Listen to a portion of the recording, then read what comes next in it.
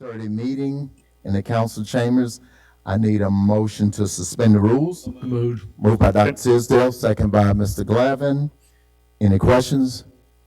All in favor? 6-0, motion carries. Carrie?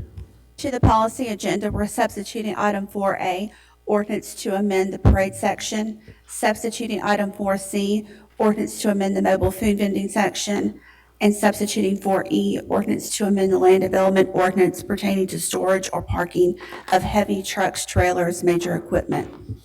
Like to move the agenda as amended. Second.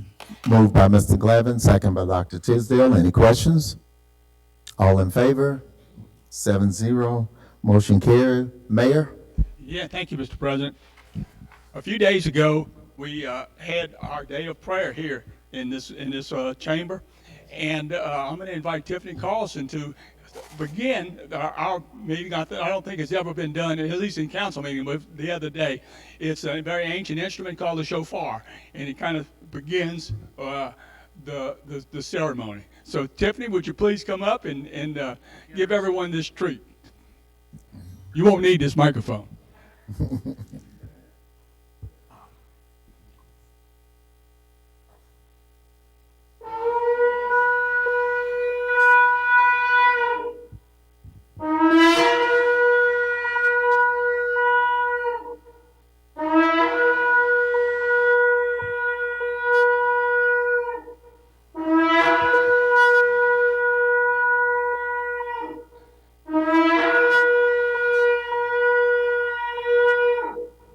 Thank you, Tiffany. Now we can compete. All right. We had a good day of prayer too. So now to begin the ceremony, where's Amen. Pickleball Tom? Is he here? All right, very good.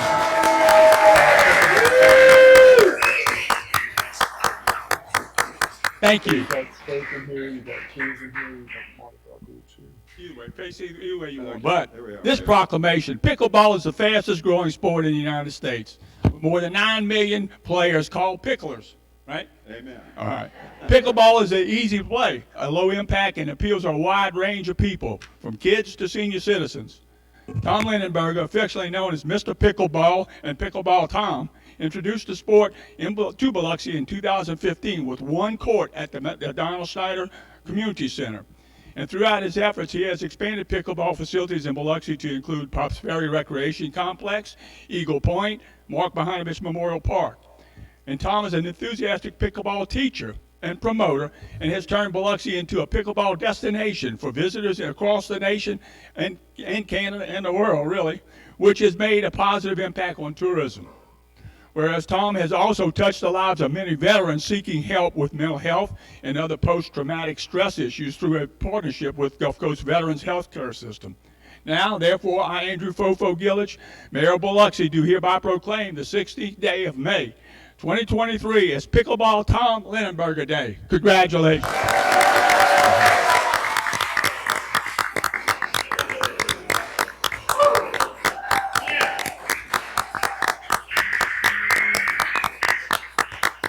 We have the pickleball expansion on the bid too. So if you want, I'll give it to you if you want to say anything. I know you always like to say something. Well, give him the time. I must admit that for 8.5 years, Deion and I have been hitting this ball almost every day of the week. But we've met so many great friends. And thanks.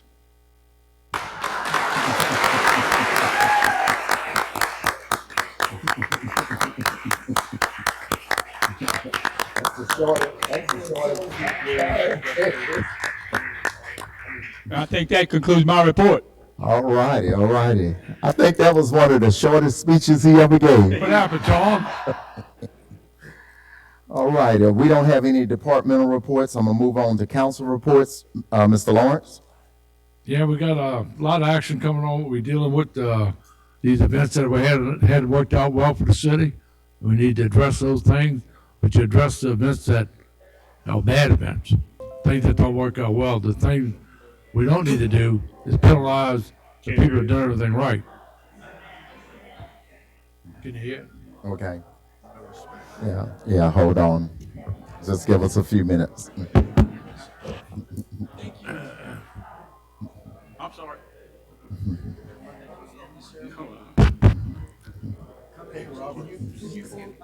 Did Robert blow that away? Thank all the pickleballers.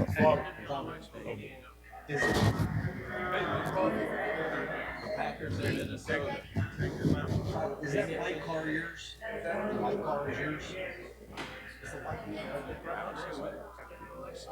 All right, we're getting close. So I may have to go move my video. Hey, parking, council parking. There was, I think. We had the elephant call, now we got the stampede.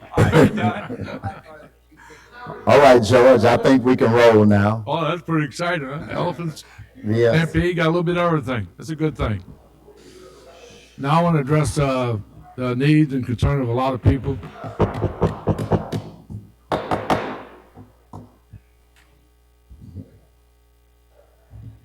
All right, Mr. I Lawrence. mean, it's all about the special events. So the thing that we need to address is the problems and the bad events. We need to address that. We don't need to penalize the people that done everything right with the parades, cruising the coast, all these other great events we have in the city of Biloxi. You need to look at the problem we had, and we have to address that problem. Nothing else. And right now, that's what we need to look at. These things come to our town.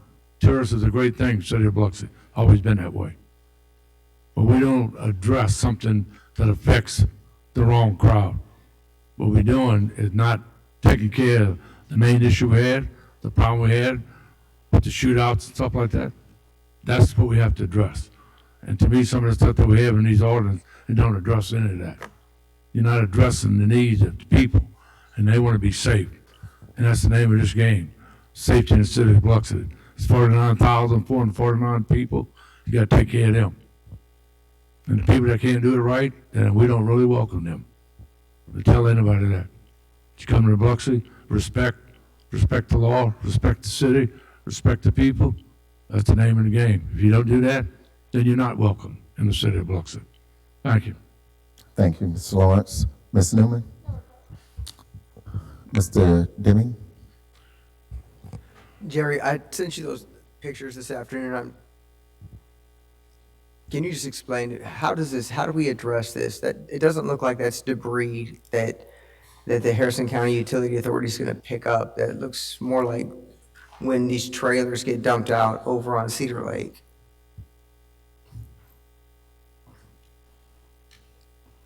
There we go. What happens is whenever there's a house that gets cleaned out, typically they'll just leave the pile out by the road. As long as there's a water bill at a house on the property, then it'll get picked up. What I had them do after you sent me that was to go ahead and make out a special work order for Public Works so that they could go by and get it before it gets blown all over the street. Right. So we already had a case working on that property. Okay. And my guess is they just cleaned out the house, put it out by the road as they were leaving. So it is in the works. Thank you so much. Okay. And Ms. Labata.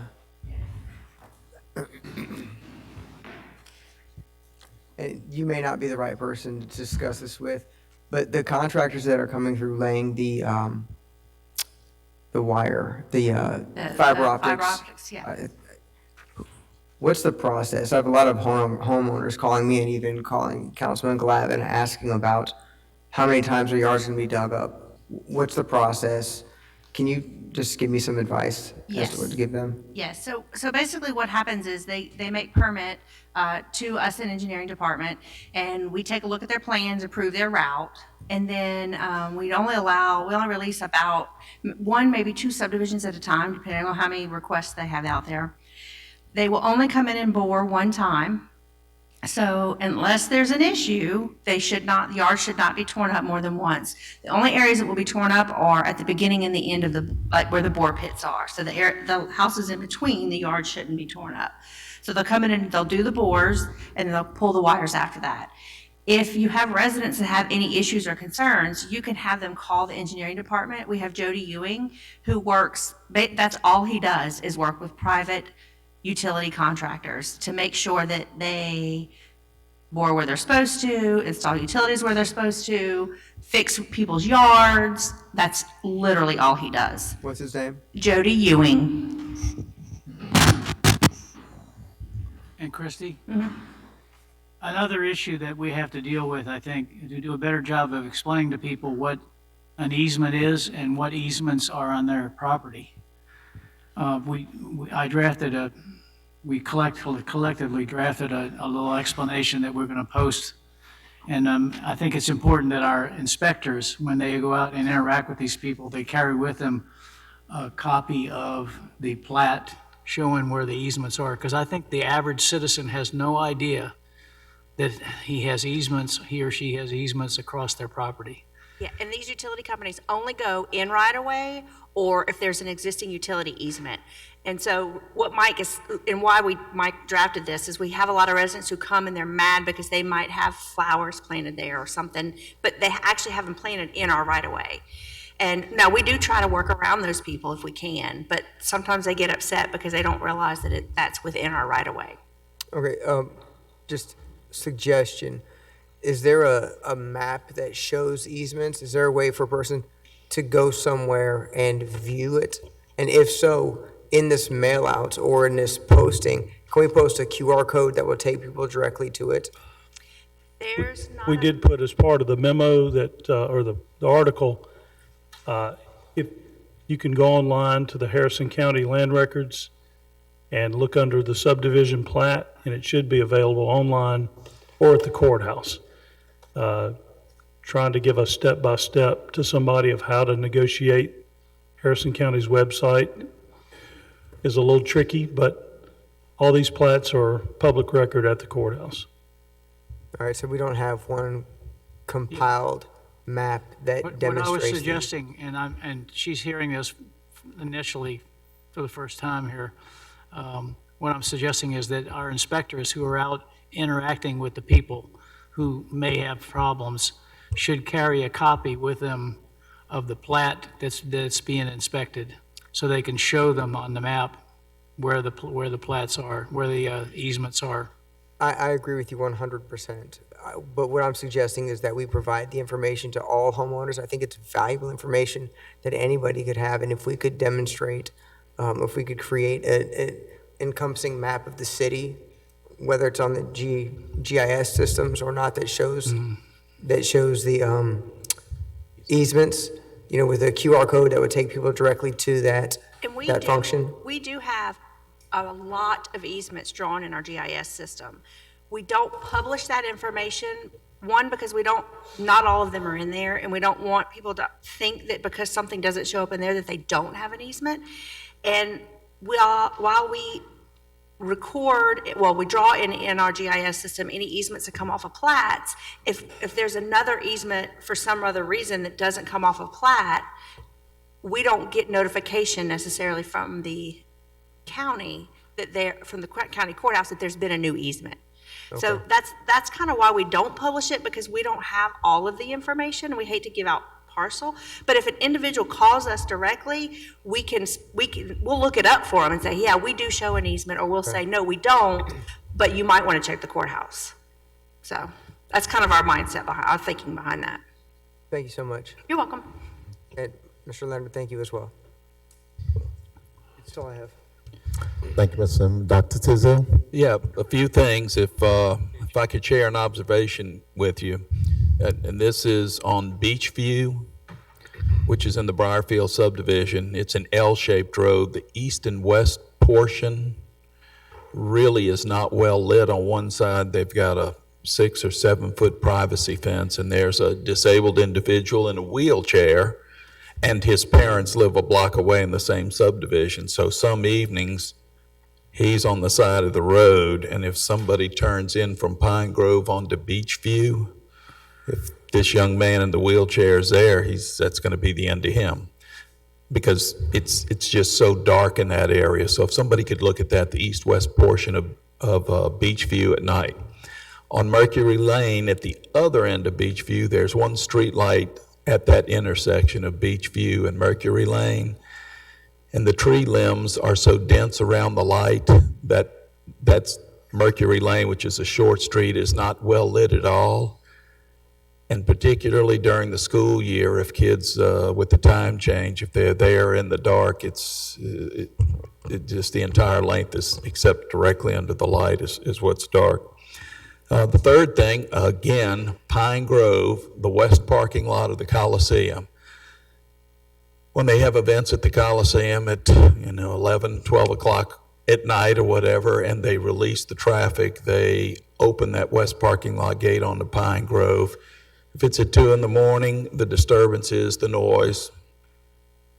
But if it's during the day, it's people, people, particularly on Sundays, trying to go to church, but the traffic that's exited an event on a Sunday from the Coliseum onto Pine Grove heads to Highway 90. They stack up on Pine Grove. They stack up on Briarfield. They've had a couple of afternoon events where that's occurred, and people can't get in or out of their neighborhood if they're going somewhere or to church. So it'd be great if the Coliseum didn't even use that gate, or if they would have to contact the city to at least let us know in case somebody's got a direct traffic. Another example of that was Mississippi Gulf Coast Community College had their graduation there. They opened the west gate. I don't know what day that was, but the traffic stacks up. But they said you couldn't get a first responder if somebody had an issue to even get in the subdivision. It was stacked up, or they're too wide coming and going or whatever. I just know that's an ongoing issue, an intermittent but chronic issue. Anything we can do to work that out or close that gate would be terrific, in my opinion. That's all. Thank you. Thank you. Mr. Glavin? Thank you, Mr. President. I've got a few accolades that I want to shout out, Public Works and engineering and others. And I'll start with Lick Skillet. We've got an issue there with a dangerous curve. Billy Ray and his crew in Public Works trimmed some of the tree limbs and the bushes back, so that increased the visibility around that dangerous curve, and it's coming from the D'Iberville side into the Biloxi side. Boots Diaz is the councilman on the other side of the line, if you will. I think we got a little bit more work to go. I know the traffic committee is looking at a request for some, lack of a better word, rumble strips. I would hope D'Iberville would consider the same thing, and maybe before you come up to those rumble strips, to maybe it could say curve ahead or something like that, to improve the safety in that area.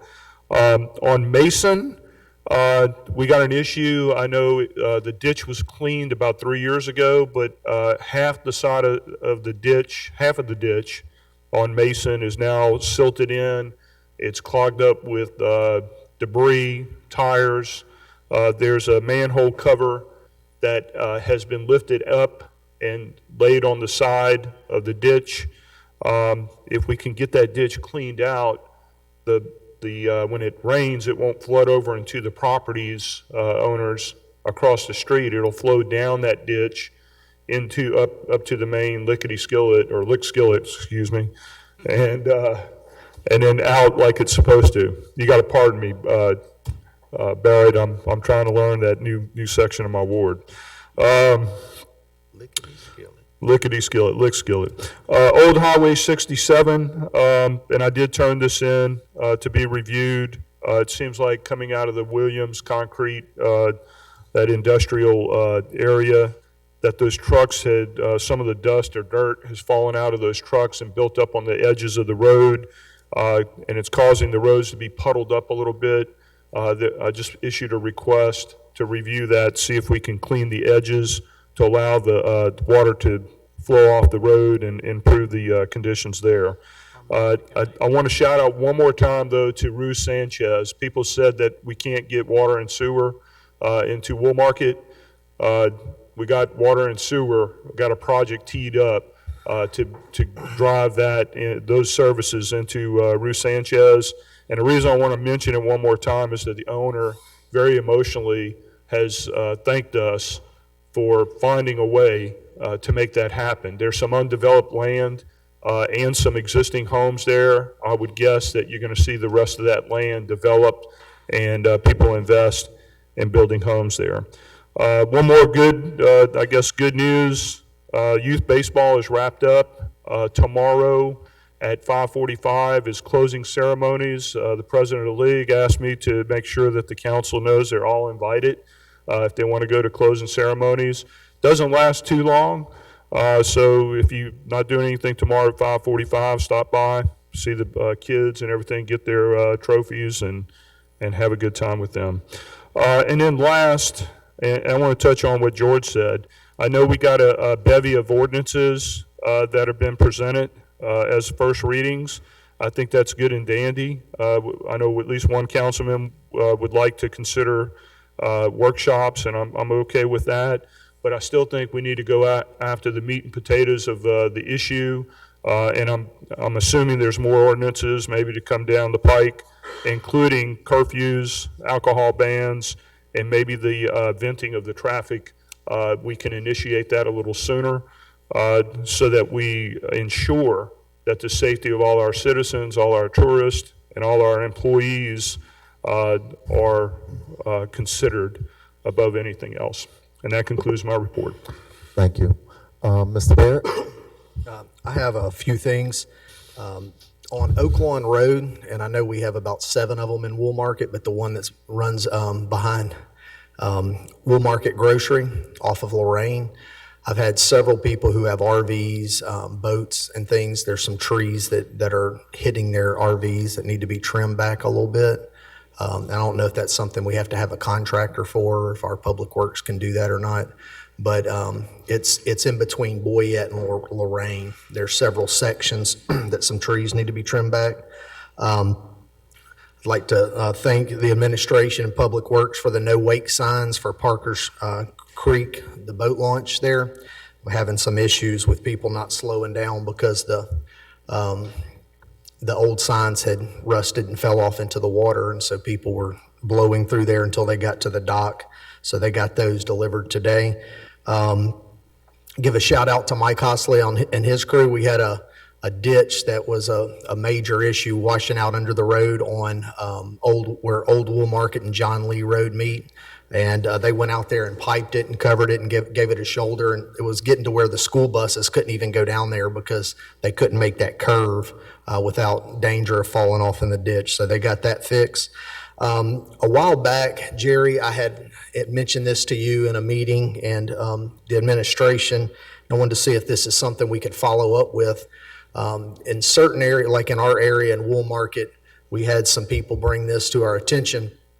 Whenever we send notifications out about a public hearing for a proposed subdivision or something, we send it within people with their 300 foot or something like that. Is that correct? Okay, so we're going to expand that for our area because that may only include one person because of the size of some of the lots and stuff. And so I had a couple of people reach back out to me and ask me if that's something that we were looking at or whatever. So.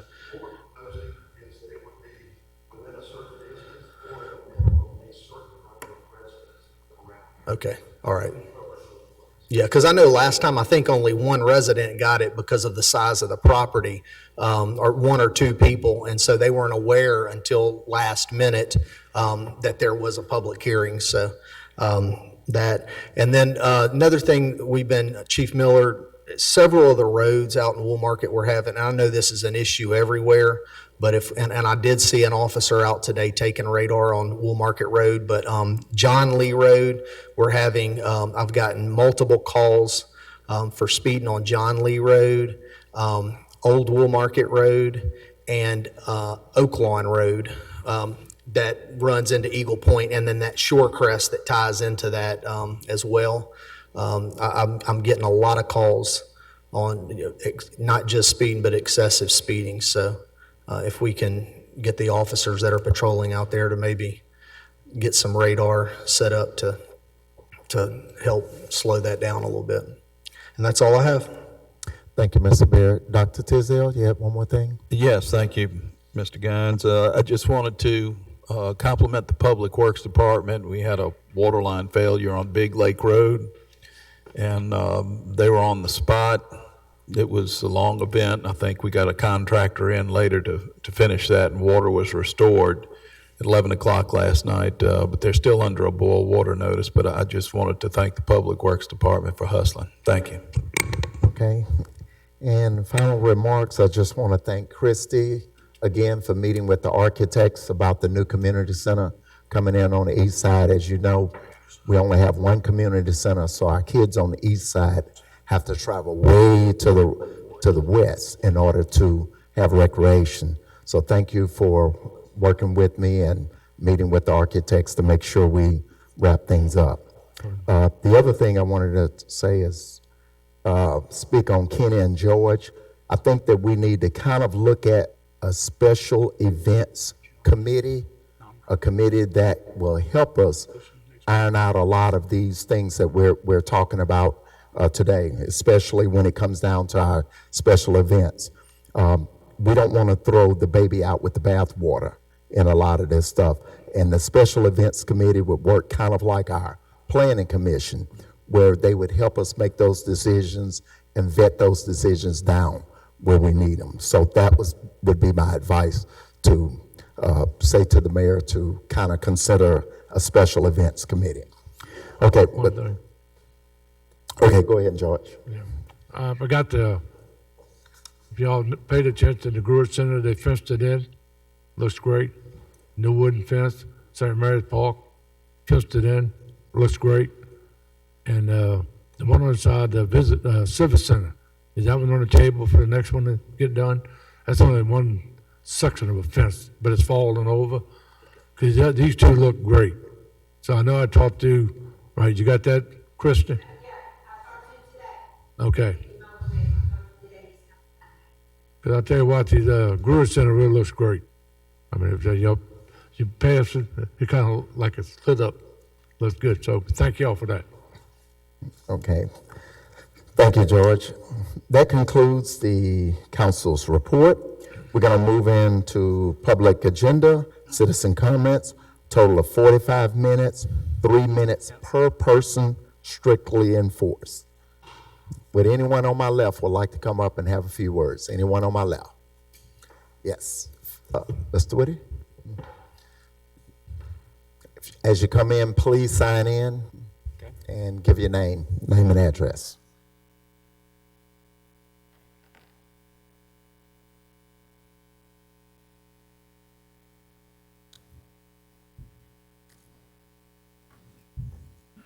Good afternoon, everyone.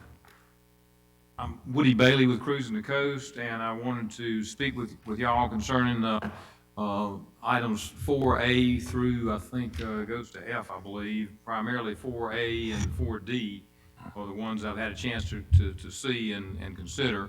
I sat down and read 4A, and to be honest with you, it was very shocking and concerning to me when I read that ordinance.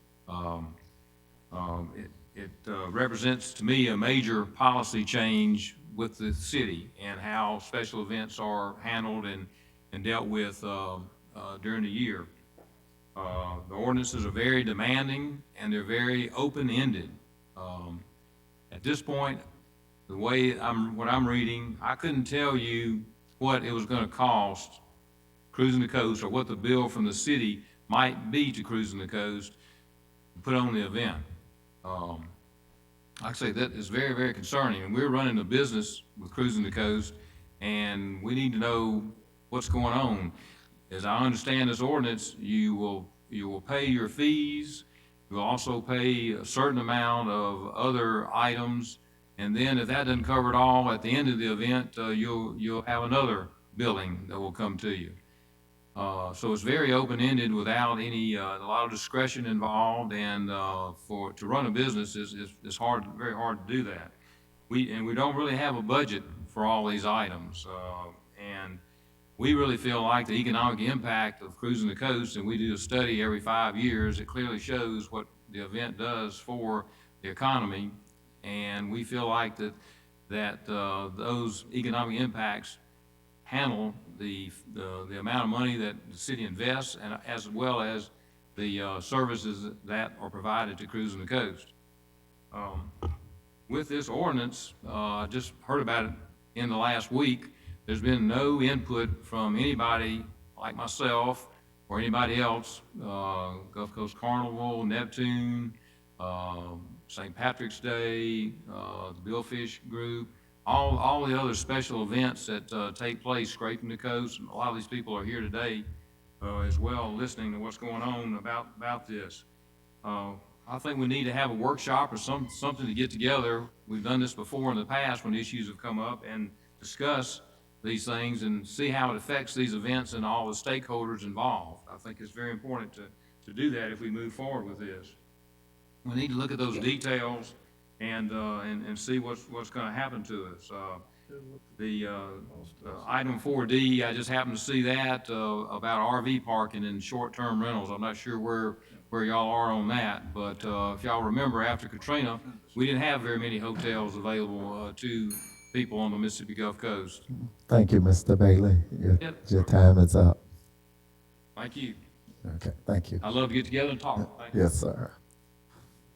And Ms. Swetman?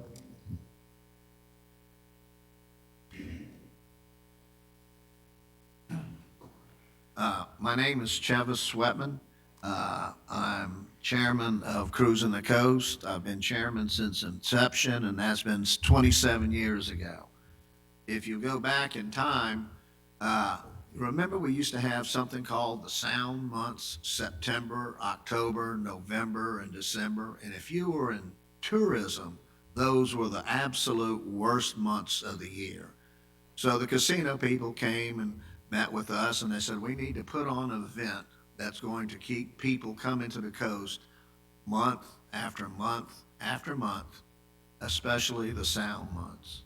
And what this has done is made a substantial impact to the Gulf Coast economy. Like Woody said, we do a economic impact study every 5 years, and the last one we did was for our 25th anniversary. And that just showed that on the Mississippi Gulf Coast, the tax revenues generated by Cruising the Coast was $2,380,000 on the Gulf Coast alone, and statewide it was $2,457,000. I would also like to say I think a workshop is needed just to get everything taken care of on the table, make sure that there's not any loose ends. I think one of the things is the downtown Biloxi event. We love this downtown Biloxi event. I give up all that day for sure, and I want to go out there and I want people to have fun. I want them to have a good time. But we might, sometimes if you regulate hours, I can't keep those cruisers away because they'll start showing up at 4 o'clock in the morning. And when they told me that, I said, you're nuts. But sure enough, they came on. But these people are good. They are part of the community. They want to come back. They bring their friends. Now, most of our return people, we're getting the information out by word of mouth. So Cruising the Coast is a wonderful event. We just want to make it better, and we would like to help make it better with y'all. So, and I agree with what George said earlier. We want to be sure that it's good for everyone. Thank you. Thank you. Is there anyone else on my left? Anyone else on my left? Anyone on my right? Yes, sir.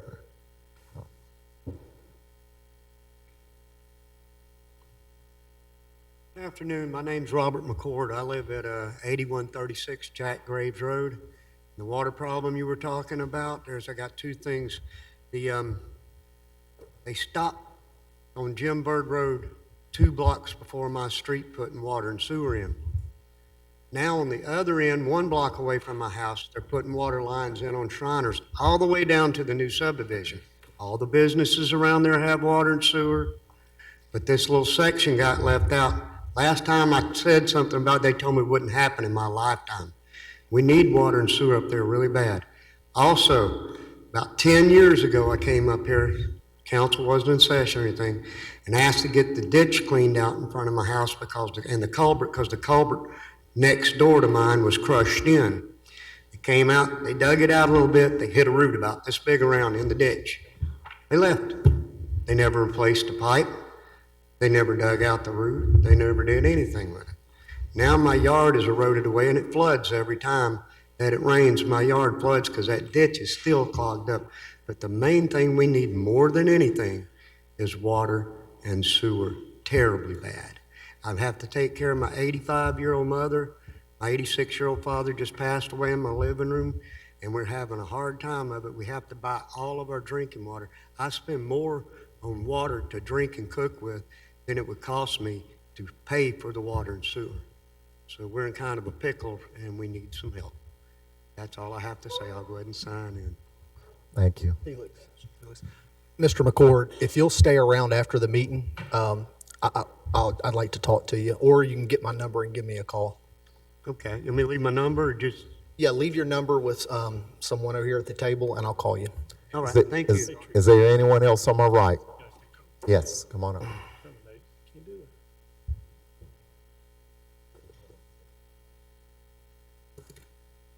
You'll have a wonderful day. Thank you. Haley, 2400 Regency Drive, Biloxi, Mississippi 39532. Sunkissed Golf Community.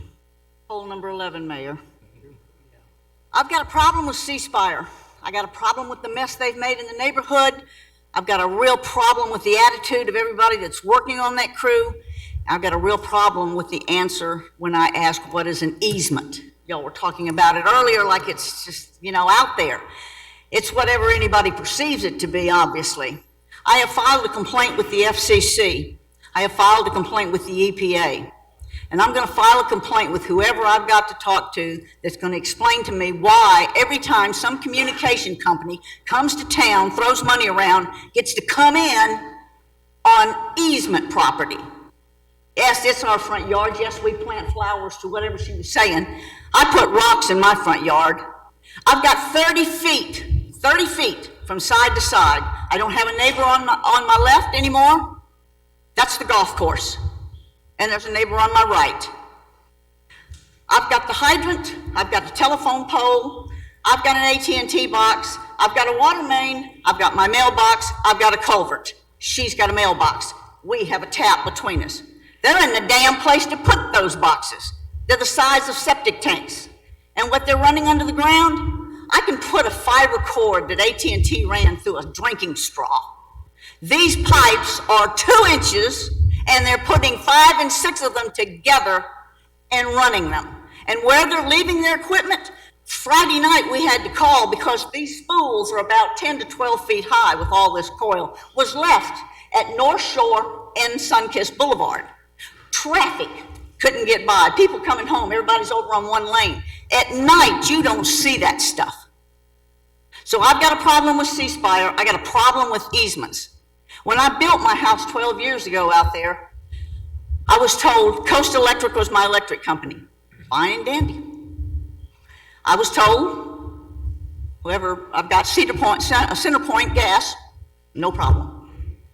We've got communications in that neighborhood. C Spire chose not to put their communications on the poles and lines that are out there. When Cable One was in business, they had no problem getting through with the poles. Everybody else uses that way. I've talked to my neighbors. Not one person has asked for C Spire in their home. I damn sure haven't. I don't know why they're here, other than they bid $35 million less than AT&T when Mississippi, the state of Mississippi, decided to put them in. But I don't want another company 6 months later, whether it's T-Mobile or Verizon or somebody else, coming back in with all their equipment and being able to dig up because of the word easement. Thank you. Is there anyone else on my right? Anyone else on my right? Anyone in the back of the room? Anyone in the back of the room? That concludes citizen comments. Well, he's coming around the corner.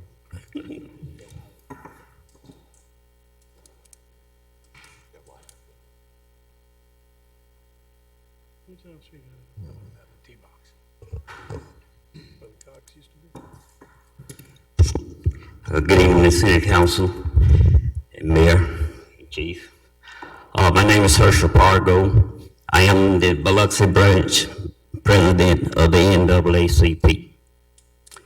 For the last 2 weeks that we've been coming here, I've been sitting back here and listening of what's going on in the city of Biloxi.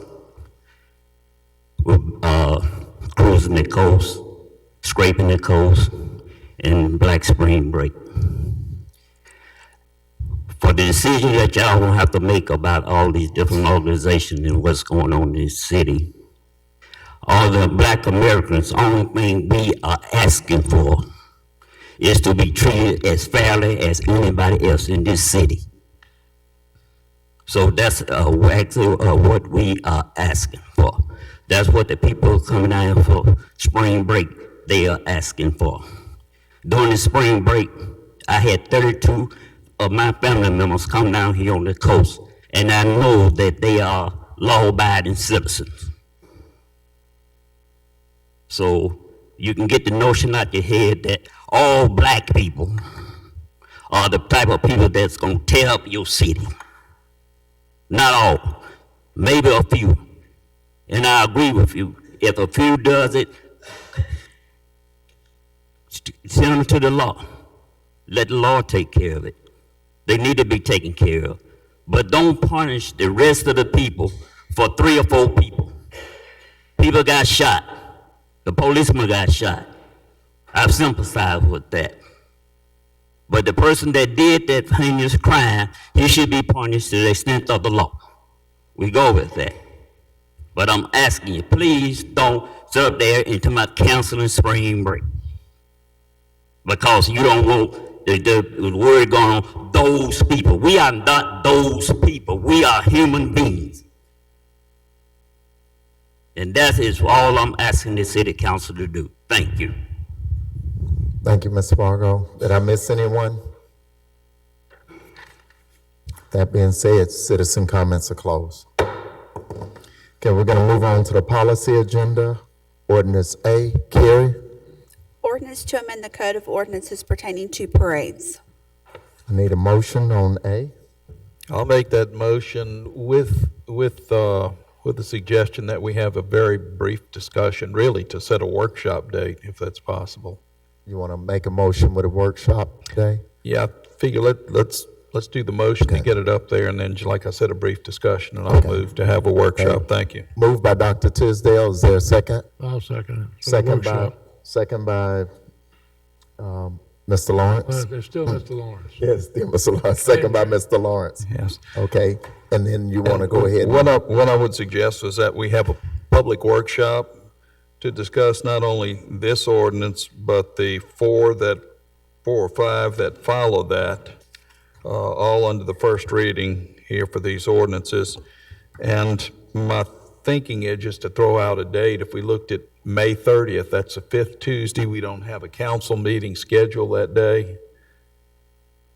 And we could do it, I don't know, whatever, right after lunch, 1 or 1:30. My guess is if we, invite folks to sit in, whoever, have the attorneys explain it to us exactly, spend some time on the details, solicit some comments from the public during that workshop, and maybe tweak as we go along, or at least give us food for thought so that at some point we could tweak this if it needs tweaking.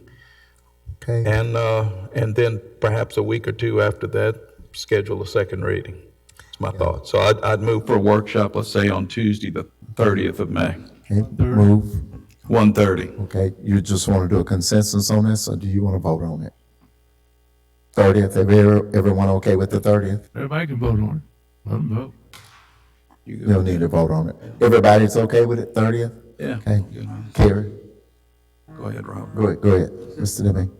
Just a point of order issue, Peter. If an item's been moved on a first reading and seconded, I don't believe action can be taken until the next meeting. At the next meeting, when it comes up for discussion, then we could set the workshop if he's moving it for the workshop purposes. I think we can We probably should move them all, have them all seconded, and then table them all subject to call. Table the second reading, subject to call, and then have the workshop on the 30th. On the 30th, okay. Okay, thank you. That's fine. Okay. You made that motion, Okay. Paula? He motioned, he second. Let's go to B. We just go through every one of them. Okay, ordinance B. Ordinance to amend the Code of Ordinances pertaining to municipal facilities. Need a motion on B? Same thing, Dr. Sizell? Sure, I'll make that motion. Mr. Lawrence, second, okay. Ordinance, C, Carrie? Ordinance to amend the Code of Ordinances pertaining to mobile food vending. I'll make that motion. Moved by Dr. Tisdale, second by Mr. Lawrence. Ordinance D.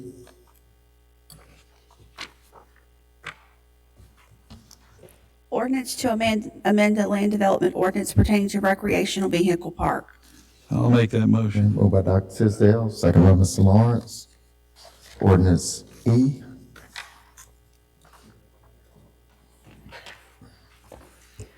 Ordinance to amend the land development ordinance pertaining to storage or parking of heavy trucks, trailers, major recreational equipment, or mobile homes. Moved by Dr. Tisdale, I'll make second that by Mr. Lawrence. All 6 of these are subject to call. And F.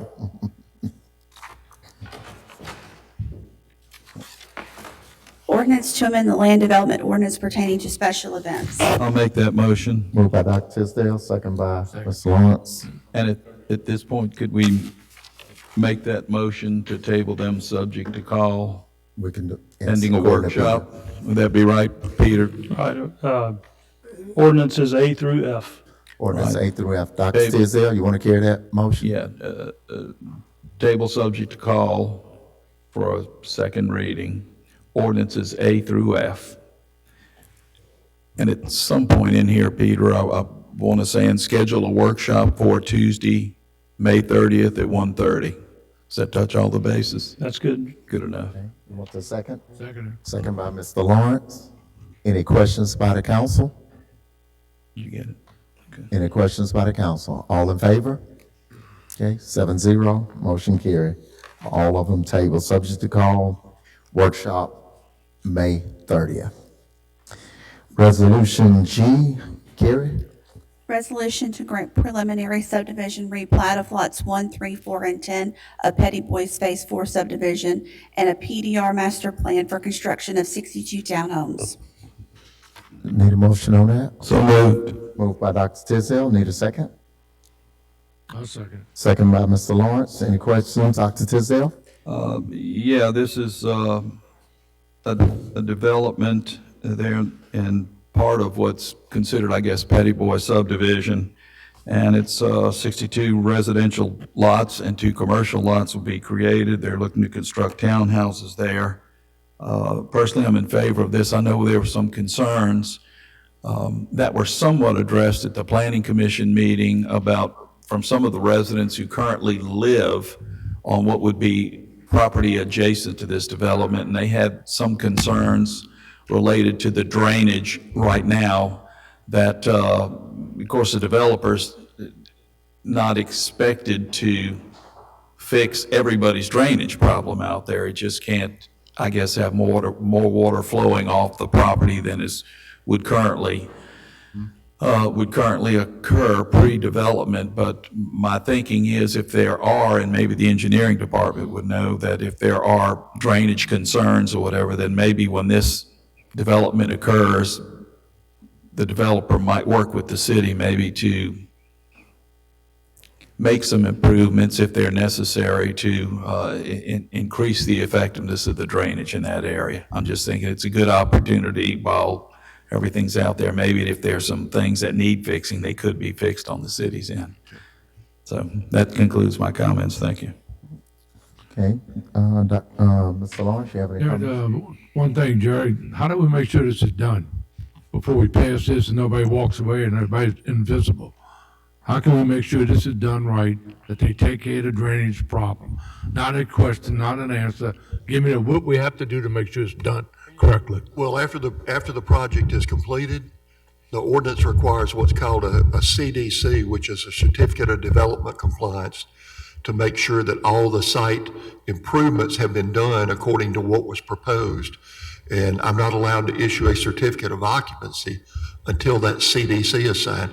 That has to be signed by all the members of the DRC, including the city engineer. Where is it stated what the problems are? He said there's a problem with the drainage. We all know that we had that problem all over the city.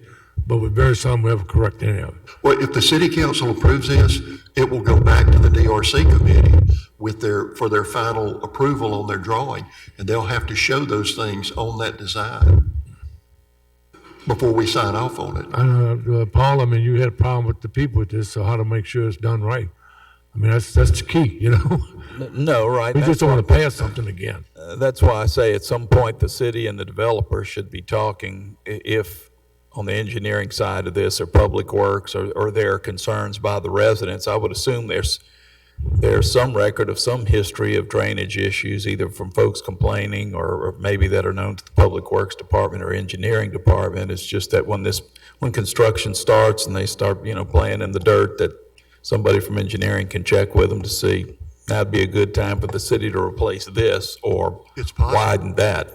It's possible that the work they're going to do on this site might alleviate some of those drainage problems. So once that's completed, we'll know what drainage problem remains and which ones need to still be addressed.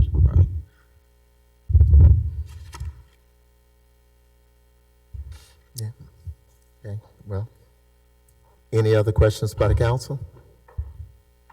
Okay, call for the question. All in favor? Okay, 7-0, motion carries. All right, resolution H, Carrie? Resolution granting conditional use approval to authorize a short-term rental at 143 Keller Avenue. Need a motion on H? I move it. Moved by Mr. Lawrence. Second. Second by Dr. Tisdale. Any questions? Mr. Lawrence? No, this is, we passed one already in this neighborhood. So this is and they did a good job at the house they worked on, so believe it or not, I support this. Wow. I'm about to have the big one, Dr. Tisdale. I'll be okay, that's all right. Yeah, hey, Dimmons, you don't have to vote against it just because I approve it. Every once in a while, that old dog learns something. And I know that Mr. Lawrence has studied this because there's a short-term rental nearby. It's right around the corner from Howard Avenue. I'm surprised, but also I know he's a reasonable man usually. So I'll second it. Not a problem. Thank you. Okay, any other questions? All in favor? Okay, 6-0, motion carries. Resolution I, Carrie? Resolution granting minor subdivision final plat approval for 282 Lemieux Street. I'll move that. Second. Second by Mr. Lawrence. Any questions? I have none. You have any, Ms. Lawrence? No, as long as you go with it. I'm good with it. All in favor? Okay, 6-0, motion carried. I need a motion on the consent agenda. So moved. Moved by Dr. Tisdale, second by Mr. Lawrence. Dr. Tisdale? Nothing. Thank you. Yeah, go ahead. I'm sorry. Nothing? Nothing. I know you're surprised. Old dog, new trick. Mr. Lawrence?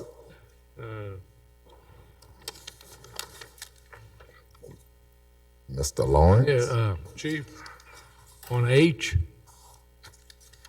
the Van Hook building, $11,000.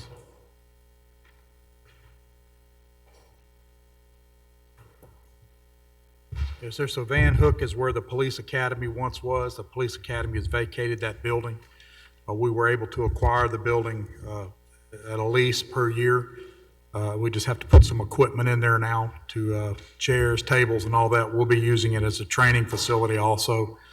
So we went through drug forfeiture money in order to pay for the equipment that we need inside. All right, thank you.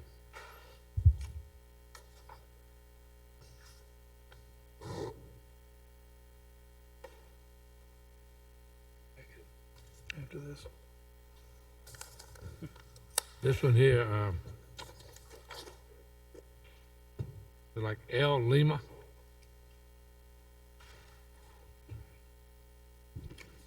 This is one Yeah, about we lighting. accepting the responsibility for lighting of the bridge. We signed an MOU some months back saying that we agreed to take that on. MDOT is transferring maintenance of those lights to the city and to Ocean Springs, divided as to, where, each one's got their side. So as of this executive, we're accepting that responsibility and notifying the council that that's our bridge of lighting now. Wasn't they supposed to have those changed, all the LED lights before we took that over? Did they do that? Yeah, they had to, in order, that was the condition of the MOU, they had to have them all operating and functioning properly. Yeah, I'm talking about with the LEDs. I thought they were supposed. Our engineering director has met with them and been on site and confirms that they're all functional now. No, they changed out. Changed it out. Yeah, it's all brand new lighting. Yeah. So, but it was supposed to be, they said LED, so. Yep. Did they replace the bulb with LEDs? That's 10, 15 years, if that works. 10 years is what we expect, no maintenance, is that not right? Yes, they did change out all the bulbs to LED. So they're all LED and they're all functioning. All right. Thank you. That's all we want to hear. On V, the port and piers repair, What, I didn't hear. be like in Victor. V is in Bravo, Victor. V is in Victor. Victor, right.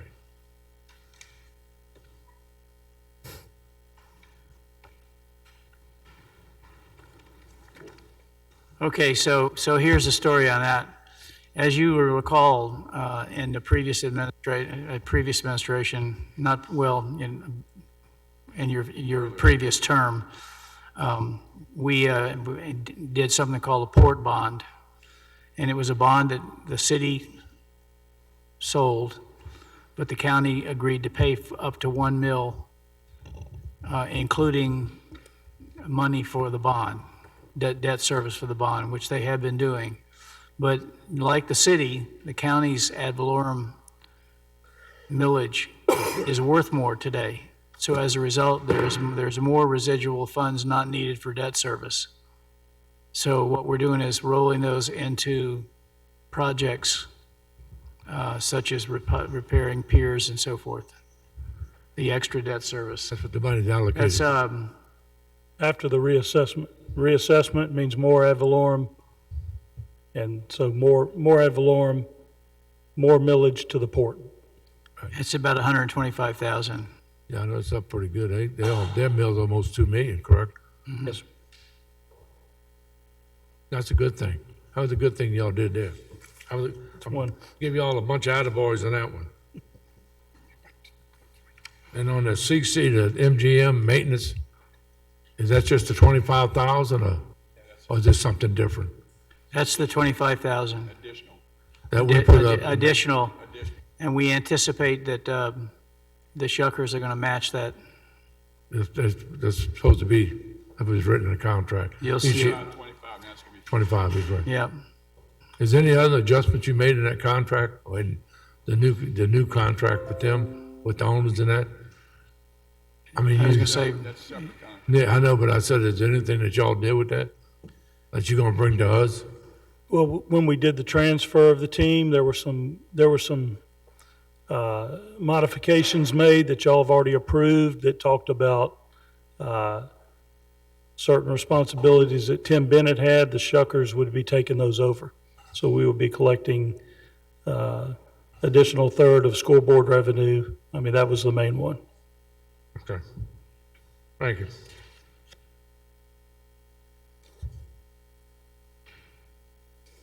That's it right now. Okay. All right, thank you. All right, Ms. Newman? Nothing, Mr. Dibby? Number 5K. Just a couple questions. I see that it's got 9 projects completed, and that's generated 35 new housing units. This total paid in the category that's on the attachment, is that what our bond, or, our grant was what this number in the total paid?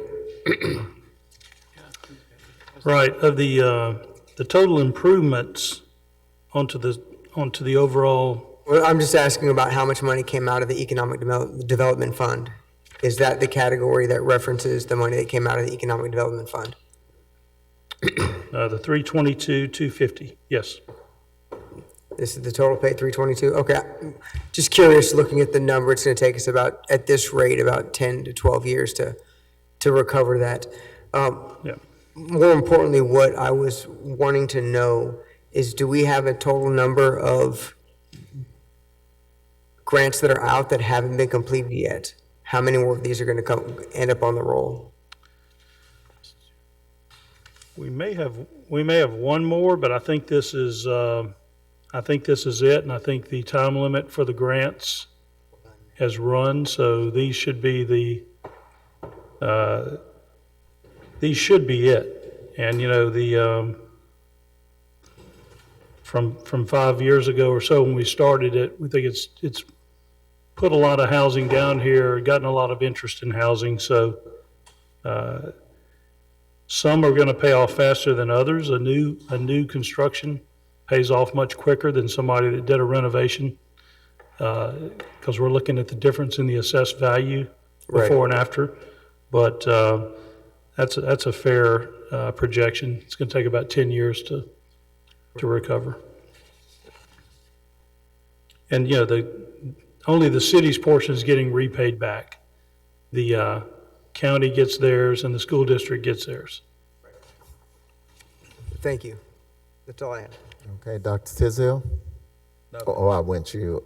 Mr. Glavin? Ms. Barrett? I don't have a question on the item. There's an item about the Shriners Boulevard sewer extension. And I brought this up before. The gentleman that was just in here, his road literally backs up to that pipe. Is that something that we've looked into, that I talked about, you know, tying to those roads that come off of Jim Bird? Just, you know, teeing off and running down those roads would not be a major task. Yes, we're going to be doing that in this project.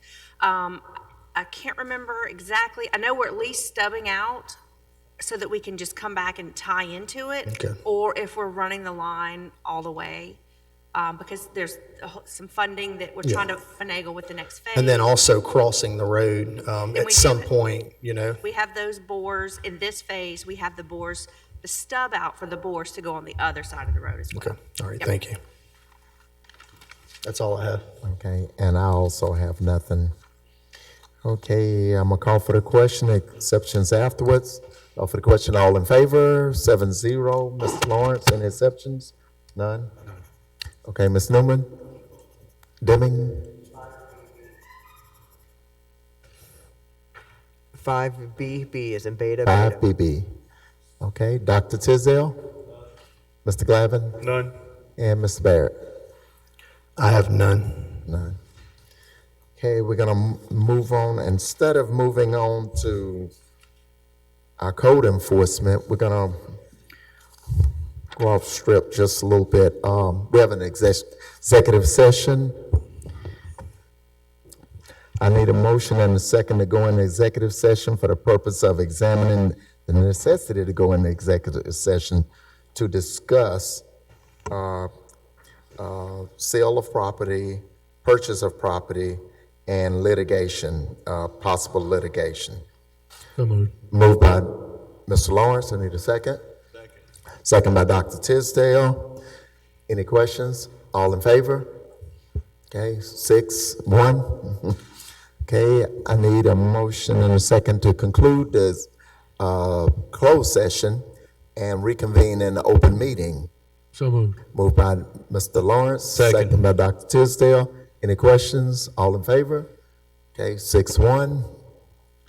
And of course, I need a motion and a second to go into the executive session. Moved by Mr. Lawrence, second by Second. Dr. Tisdale. All in favor? 6-1.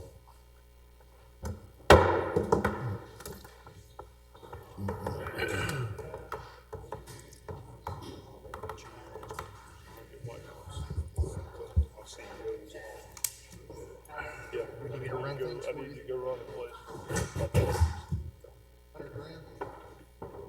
Yeah, we'll prorate it.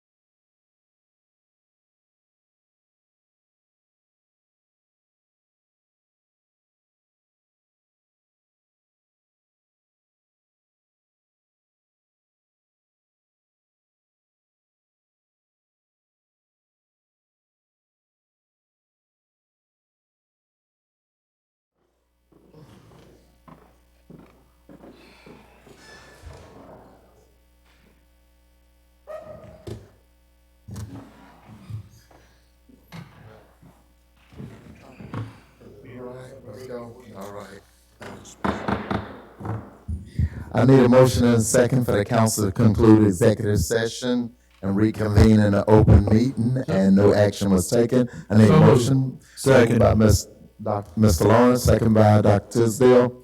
Any questions? All in favor? 6-1. We're back in open meeting. No action was taken. All right, we're gonna go on to code enforcement. Before we start with code enforcement, I want to introduce the council to our new city arborist. This is Zachary Harris. He's been with us for a couple of months now, and he's doing an excellent job. We couldn't have asked for a better arborist to take over. He's very thorough and very knowledgeable, and I wanted the council to put a face with a name, so. He's better than the last one. Nice, Mr. Thompson. All right. Yeah. You understand the Palmetto policy too, right? Oh. All right, new arborist. And it says hair. Okay. All right, Mr. Creel. Item A, Barbara S. Alexander and Don Bellius III, 308 Division Street. I spoke to the owner this morning, and they have made progress on the property and would like an extra 30 days to finish up. So moved. I'll second. Moved by Mr. Lawrence, second by me. Any questions? All in favor? Okay, 7-0. Okay. Item B, this is part of the same property. It faces another direction, and they are working on it. I would ask for 30 days on that one as I well. move it. Moved by Mr. Lawrence, I second it. Any questions? All in favor?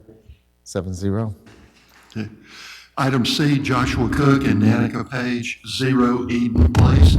This property is still in violation, but they are making progress, so I would ask the council for 30 days on this one as well. I'd like to move that. Moved by Mr. Mr. Glavin. Yeah. I need a second. Second by Ms. Newman. All in favor? Item D, Iris S. Minor, 160 Keller Avenue. That case has been resolved. Item E, Addis Wynn, 285 Laurel Court. That case has been resolved. Item F, Cleo Pearson, 275 and 277 Ebony Lane. This property is still in violation.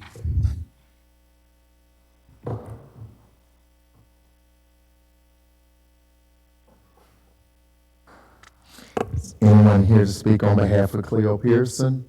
Anyone here to speak on behalf of Cleo Pearson? These structures are included in this request before the council to be demolished. They're in really bad shape. Yes, it needs to go. Thank you. Item G, Principal Development LLC, 1126 Judge Sequel Avenue. This property is still in violation.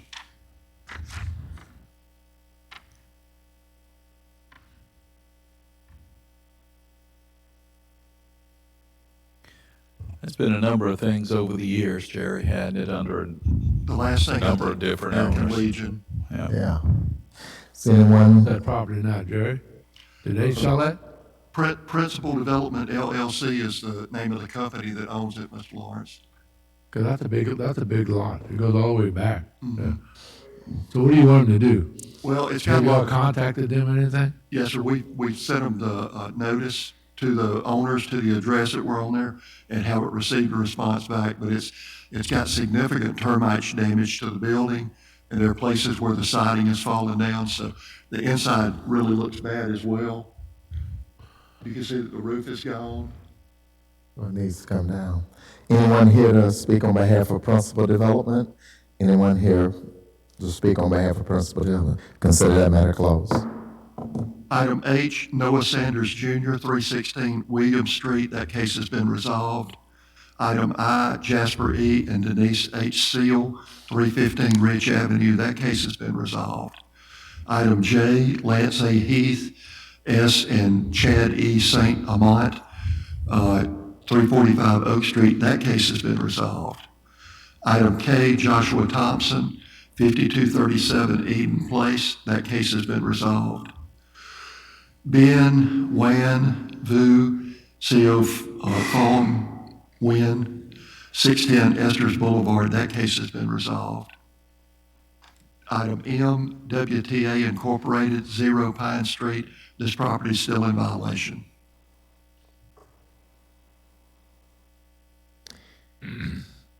Anyone here to speak on behalf of WTA? Anyone here to speak on WTA? That case is resolved. Item N, Michael Scott and Amy Lusich, 1635 Hollywood Boulevard. This property is still in violation. What happened for we gave them 30 days, anything happened? We gave them 30 days. They did some work on it, Mr. Lawrence, but it's still in bad shape. The shed is in really bad shape. It's in the back. The backyard, the front yard, it looks like somebody cut. The backyard still looks bad. Anyone here to speak on behalf of Hollywood Boulevard? Anyone here to speak on behalf of Hollywood Boulevard? Jerry, are we looking at demolishing any of those structures or no? Just the shed. Just Only the shed, okay. Consider that case was, Okay. Item O, Beverly Trahan Estate, 805 Elder Street. This property is still in violation. Did you get with Back Bay Mission with her? Yes, sir. The problem is that this house is not owner occupied. Back Bay Mission will only work on a house when it's owner occupied and she lives in another house. So it's empty? Yes, sir. anyone here to speak on behalf of Beverly Trahan? Anyone here to speak on behalf of Beverly Trahan? Consider that case. Okay. I need a motion on routine agenda. So moved. Moved by Mr. Lawrence, second by Dr. Tisdale. Have Mr. Lawrence. a couple of things. Walt, we've been having a problem with Case Brothers not finishing up the job they're supposed to be doing. I know we got $1.7 million on the books for them today. So if they didn't know what they're supposed to be doing, I asked the council not to pay them. There's a lot of property they're supposed to be fixing, they're not. So, update on that. So I went out this weekend and on Monday and Tuesday just before the meeting also to see if they made any progress on cleaning up and grading some of the lots east of Oak Street. They have made some minor progress on a couple of lots, cleaned up some concrete and some tree limbs, but they do have a lot more work that they need to get on within our easements. Well, I just wonder, I mean, we have to do something because these people take the money, leave, don't fix it. And the people that own the property or even live there are suffering. And I mean, we have to do something, that these people have to do their job before they get paid, or at least get close. And for a while, you and I had a discussion, they weren't doing anything. So, I mean, I just think there's something needs to be done. Mayor, if you want to talk to them, that's up to you, but I mean, you need to take care of the people that actually live here and live in this area, and it's not being done right. Well, the question I would ask also, Walton, and the final Warren paving plan east of Oak Street. I don't know, what work is east of Oak Street that you need final surface? You need to answer that. We can't do it the whole south contract, but whatever's St. Michael's east of Oak Street needs to be wrapped up. There's no other construction going on there, right? Nothing of significance. They've got some minor work by Highway 90, some sewer work, but everything east of Oak Street and north of Highway 90 should Final be. surface. When can we have final surface? And that probably will reveal a lot of problems that, will. Well, the councilman is specifically bringing up issues with the contractor not grading and cleaning off the right-of-way with all the rocks and shells and debris. And typically what happens is these contractors wait to the very end, and that takes a while on these large projects, and then getting them to do the work becomes problematic because. Well, the question I think George is asking, finish what you can finish, not just wait till the end of the job. And we looked at that with the North contract, but as far as I'm saying, you know better than I do. East of Oak Street is finished. Right. Put the final surface on and worry about finishing, west of Oak Street. That would go a long way, I think. Right. So I don't know if that's why I saw it getting that much money. I didn't know whether you could hold that up or not.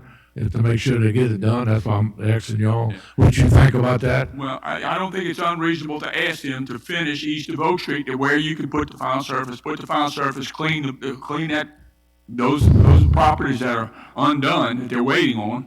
Let's get it done. Get on with the west of Oak Street. That's what I would ask, and I'll ask Walt to do that. All right. And how about any money? We had our conference call with MEMA last Thursday.